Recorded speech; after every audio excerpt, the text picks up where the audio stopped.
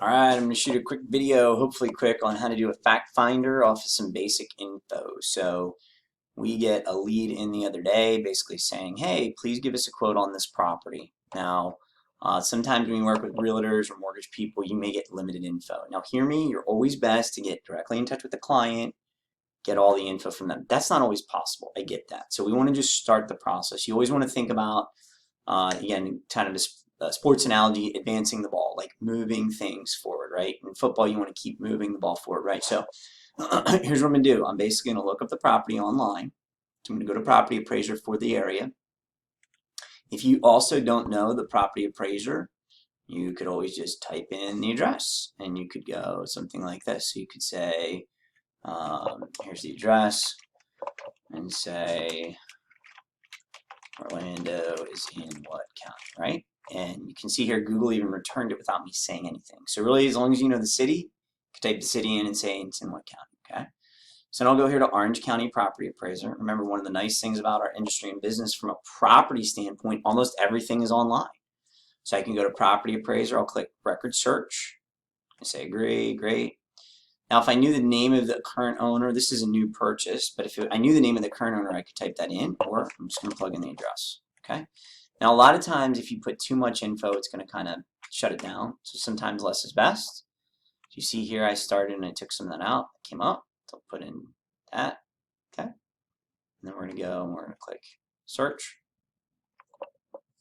okay? And then this is really going to allow me to pull most of the info in the building, which is what we want.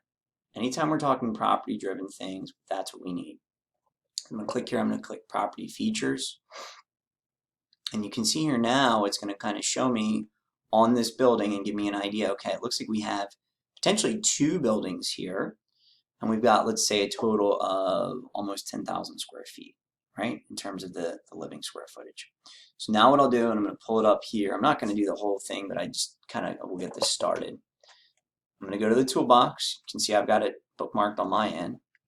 Scroll down, I'm going to go and do Commercial Fact Finder. Same thing applies on any line of business. It could be Homeowners Fact Finder, Auto Fact Finder.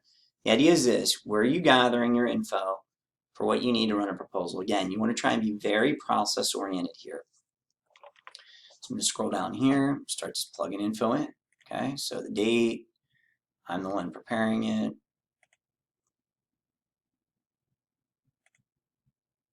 How they heard about us. Okay. Okay. Now, and again, if you don't know a ton of info, you could always just use the name of the address of the business, or obviously if it's a personal purchase, you can use the person's name. Sometimes I'll do a combination just so I can keep things straight in terms of what addresses I'm working at. This can always be changed, of course.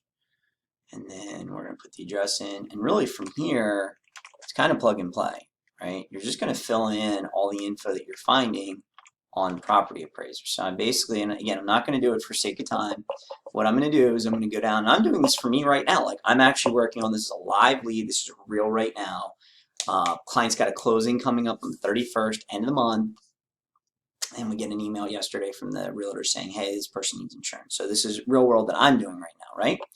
So basically I'll go in, I'll fill in the square footage, I got gross rents, I'll fill in all the info that I can.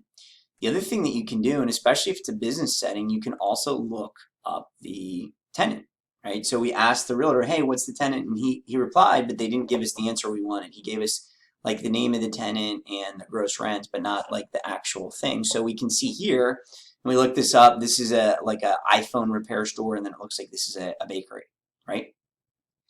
So we're able to also kind of get an idea of what the occupancy is just by looking things up, right?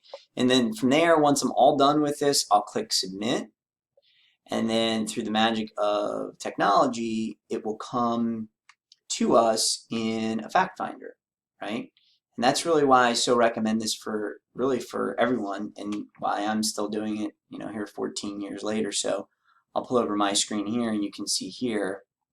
So here is this was another fact finder I actually just did this morning, right? So it comes in an email, and it's going to look like this. Now I've got all my info very nicely, right? This was actually an auto fact finder I did.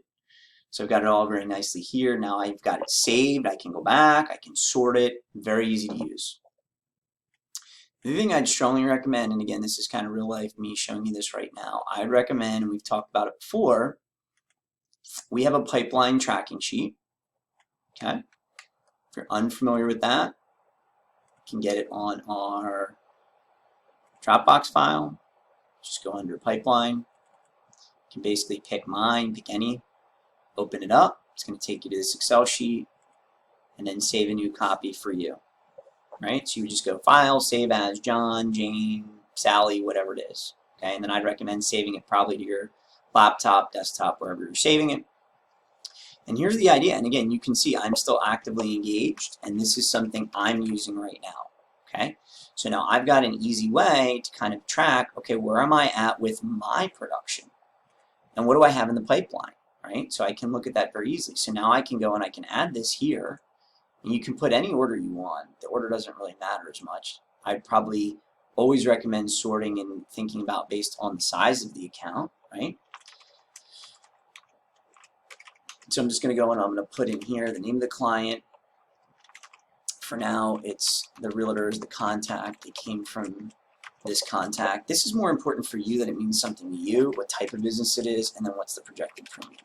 You may not have an idea at first, but over time you'll start to really kind of understand premiums and where they're at. You can always ask either Leanne or myself, or if you have a team lead specifically to help you on just, hey, what's on average auto, home, commercial. You know, in general, you could probably use anywhere from $2,000 to $3,000 per auto, $2,000 or so for home, and probably $3,000 to $5,000 for commercial, depending on the size and scope, right? That's just very, very rough numbers. But again, now I've got an easy place where I can go back to and I keep this up on my end to see where I'm at.